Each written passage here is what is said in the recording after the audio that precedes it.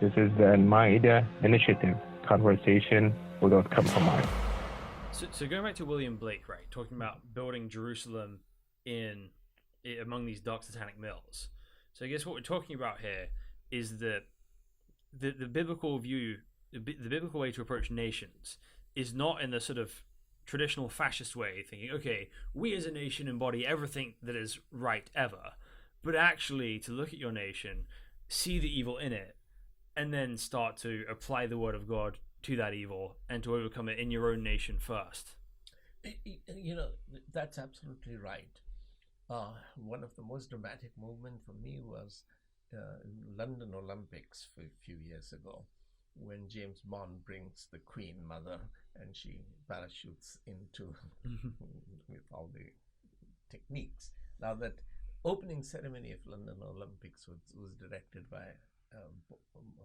Boyle. What's his name? Frankie Boyle? No, the guy who directed Slumdog Millionaire. Oh, yeah. He's now doing the next Bond film. Danny Boyle. Danny Boyle directed it. Now, that opening ceremony was brilliantly done through songs, drama, and using all the media available to him. He narrates the history of London. If you read Charles Dickens' Oliver Twist, you see the mess London was, as bad as the slums of Bombay, where Slumdog Millionaire is filmed by Danny Boyle.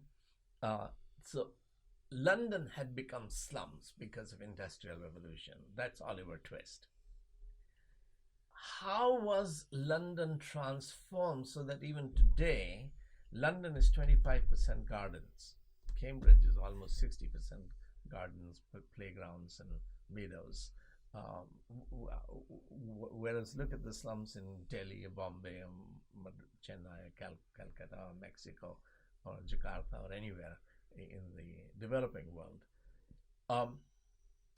Danny Boyle, in that opening ceremony of London Olympics, he begins with that William Blake song, "We will build Jerusalem here amongst these dark satanic mills." So the Queen Mother is coming in the helicopter, in the plane where she will parachute, and there is this dance drama happening, which traces the history of reform of London. Now, Danny Boyle is not a Christian, but he understands. A sociologist, Tristram Hunt, has written a massive magisterial book of how, after the Industrial Revolution, the cities of England were transformed. And the transformation begins. Tristram Hunt's book is called Building Jerusalem, The Rise and Decline of Victorian Cities. That's the subtitle, Building Jerusalem. But it was very intriguing that he begins with William Blake's poem, Jerusalem.